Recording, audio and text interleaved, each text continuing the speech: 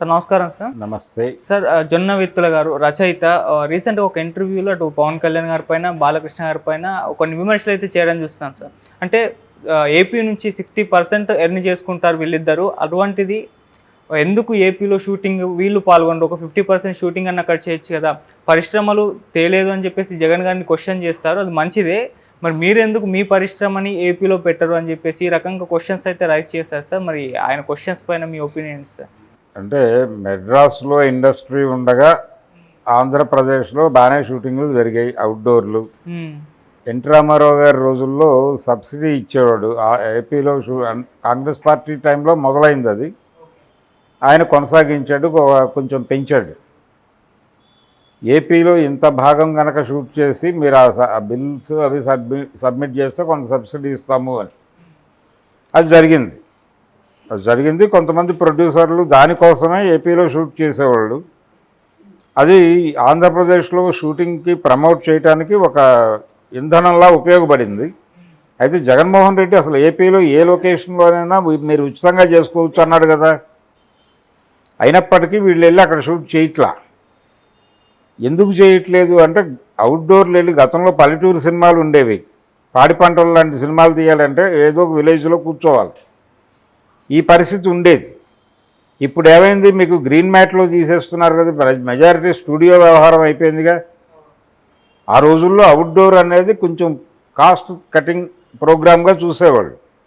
ఇక్కడ సెట్ వేయటం కంటే ఆల్రెడీ ఆ ఇల్లు ఉన్నటువంటి లొకాలిటీలోకి వెళ్ళిపోయి వాళ్ళకు తృణోపణము ఇచ్చేసి అక్కడ పని చేసుకుంటే అయిపోతుంది కదా అనేటువంటి మూడ్లో వీళ్ళు ప్రధానంగా కృష్ణా జిల్లాలో మానికొండ అనే విలేజ్ విపరీతంగా సినిమాలు తీశారు అక్కడ ఆ రోజుల్లో. అంటే పాడి పంటలతో మొదలై పాడి పంటలు, పట్నవాసం, పంచాయతీ, తర్వాత అదేమిటిది బంగారు బొమ్మలు అనే నాగేశ్వరరావు గారి సినిమా, దాని తర్వాత దాసరి గారు తీసిన ఊరంతా సంక్రాంతి, ఇవన్నీ అక్కడ తీసినవి. ఇలా ఒక్కొక్క ప్రాంతానికి ఒక్కొక్క ప్రాశస్త్యంలాగా ఆ ఏరియాలో పెద్ద పెద్ద సినిమాలు షూట్ అయినాయి. మరో చరిత్ర వైజాగ్లో షూట్ అయినట్టు, అలాగే కోనసీమ, తర్వాత ఈస్ట్ గోదావరిలో దోసకాయలపల్లి, ఆ ఏరియా దోసకాయలపల్లి రాజమండ్రి దగ్గరలో ఉంటుంది, సామర్లకోట వైపు. ఓకే, అక్కడ రెగ్యులర్గా షూటింగ్లు చేసేవాడు రాఘవేంద్రరావు గారు. అనేక సినిమాలు అక్కడే షూట్ చేశాడు ఆయన. బుర్రా కేవ్స్, ఇవన్నీ విపరీతంగా షూటింగ్స్ జరిగేవి, జనాలు వాడుకునేవాళ్ళు. ఆయన ఉచితంగా ఇస్తానన్నాడు లొకేషన్, ఏదో బందోబస్తుకి దానికి డబ్బులు కట్టుకోండి చాలు అన్నాడు. సో ఇది ప్రోగ్రామ్. అందుకని గవర్నమెంట్లు సహకరించడం లేదు అనేది కరెక్ట్ కాదు. కానీ సినిమా మోడ్ మారింది. అవుట్డోర్లు చేసుకోవడానికి ఇప్పటికీ వెళుతున్న వాళ్ళు ఉన్నారు. అంటే గ్రీన్ మ్యాట్ ఖర్చు భరించలేక అక్కడికి వెళ్తున్నారు. వెళ్ళిపోయి ఏదో ఒరిజినల్ లొకేషన్లో చేసేసుకుని వస్తే ఆ బ్రైట్నెస్ ఉంటుంది, అలాగే అథెంటిసిటీ కూడా ఉంటుంది అనే ఉద్దేశంతో వెళుతున్నారు. కానీ మెజారిటీ పీపుల్ దీన్నే వాడుకుంటున్నారు, గ్రీన్ మ్యాట్ స్టూడియోస్నే ఆశ్రయిస్తున్నారు. అందుకని ఈ మారిన మోడ్ ఆఫ్ షూటింగ్ కూడా కొంత కారణం ఆ ప్రాంతాలకు వెళ్ళి సినిమాలు చేయలేకపోవడానికి. ఒకవేళ పల్లెటూరు ఏదైనా చేయాలనుకుంటే నానక్రామ్ కూడా దాటి ఇంకో చోట ఎక్కడో అవుట్డోర్ రింగ్ రోడ్లో ఒక 2-3 అవర్స్ ట్రావెల్ చేస్తే అక్కడో చోట దొరుకుతుంది ఏదో ఒకటి, అక్కడ షూట్ చేసుకుంటున్నారు. ఇలా రకరకాలుగా మారిపోయింది సినిమా. ఈ మారిపోయిన డైమెన్షన్లో ఏపీకి వచ్చి షూటింగ్ చేసుకోవాలి అనేది ఒక ప్రతిపాదనగా బాగానే ఉంటుంది. కానీ జొన్న విత్తులు లాంటి వాళ్ళు ఇది ఒక ప్రతిపాదనగా ప్రభుత్వం దగ్గరికి, ఇండస్ట్రీ దగ్గరికి తీసుకెళ్ళచ్చు. బహుశా ఆయన ఉద్దేశం కూడా అదే కావచ్చు. కానీ అది బయటకు ఎలా ప్రాజెక్ట్ అయింది, వీళ్ళందరూ వాంటెడ్గానే చేయటం లేదు. మొత్తం ఇండస్ట్రీ బాడీస్లో నాయకత్వ స్థానాల్లో ఉన్నవాళ్ళు వాంటెడ్గానే చేయట్లేదు అన్న ధోరణి కనిపిస్తోంది. నిజంగానే వాళ్ళు వాంటెడ్గా చేయాలనే మూడ్లో కూడా లేరు.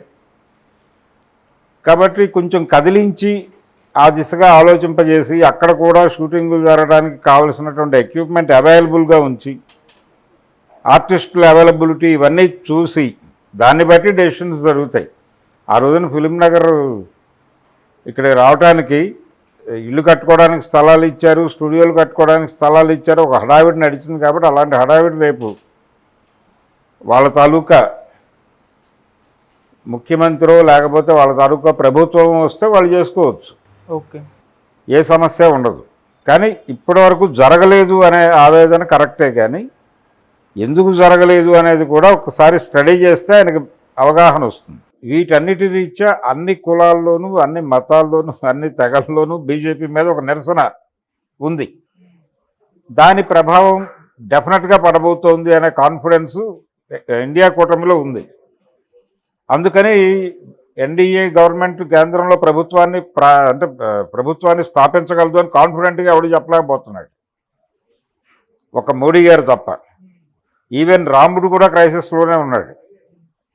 రాముడు ఆయన భయపడుతున్నాడు, ఇప్పుడు ఈ ఎన్నికల్లో బీజేపీ ఓడిపోతే ఏంటి తన పరిస్థితి అని. అంటే బాలరాముడిని ప్రతిష్ఠ చేసిన తర్వాత కూడా గెలవకపోతే అది రాముడి బాధ్యత అని రేపు పొద్దున రిజల్ట్స్ తర్వాత మోడీ లాంటి వాడు మాట్లాడే ప్రమాదం ఉంది.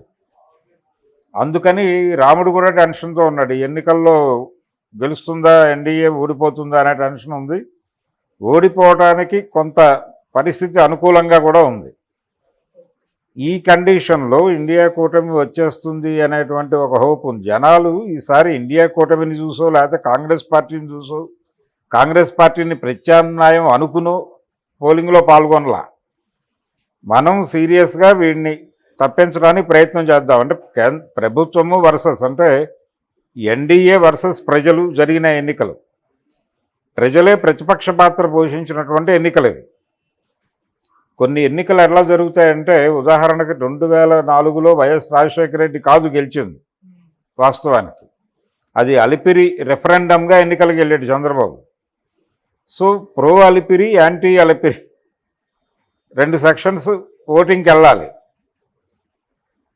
వెళ్ళిన జనాలు తెలుగుదేశం పార్టీని గెలిపిస్తే యాంటీ అలిపిరి అయ్యేది, చంద్రబాబును ఓడించారు కాబట్టి ప్రో అలిపిరి అయింది. అది ప్రో అలిపిరి అవటం అంటే ప్రో నక్సల్ జడ్జిమెంట్. అది నక్సలైట్లు ముఖ్యమంత్రులు కాలేరు కాబట్టి వాళ్ళు అడవుల్లో ఉంటారు కాబట్టి వాళ్ళ తరఫున రాజశేఖర రెడ్డి ముఖ్యమంత్రి అయ్యాడు. ఆయన ఆ దుగ్ధతో, ఆ కినుకతో నక్సలైట్ల మీద యుద్ధం ప్రకటించాడు రాజశేఖర రెడ్డి. ఓకే.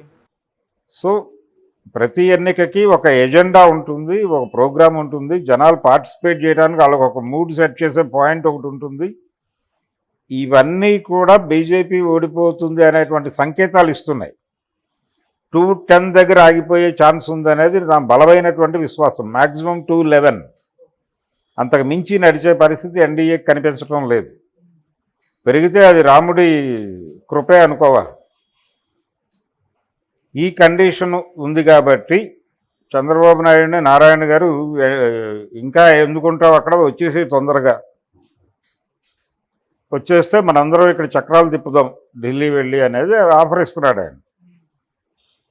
నిజానికి కమ్యూనిస్ట్ పార్టీలు ఏ స్థాయికి దిగజారిపోయాయంటే ఈ దేశంలో, వెస్ట్ బెంగాల్లో బీజేపీ అన్ని స్థానాలు అంతమంది ఎంపీలను గెలుచుకోవడానికి కారణం సిపిఎం తన ఓటు బ్యాంకుని భారతీయ జనతా పార్టీకి తాకట్టు పెట్టి ఉండాలి డెఫినెట్గా, లేకపోతే అన్ని ఓట్లు రావు. 25 ఏళ్ళు పరిపాలించినటువంటి పార్టీకి ఇమ్మీడియట్గా జరిగిన ఎన్నికల్లో ఒక్క ఎంపీ రాకపోవడం ఏమిటి అంటే వీళ్ళు టోటల్గా అమ్ముడుపోయారనేది అర్థం.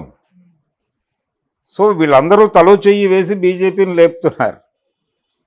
ఈ పరిస్థితులు ఉన్నాయి ఇప్పుడు భారతదేశంలో.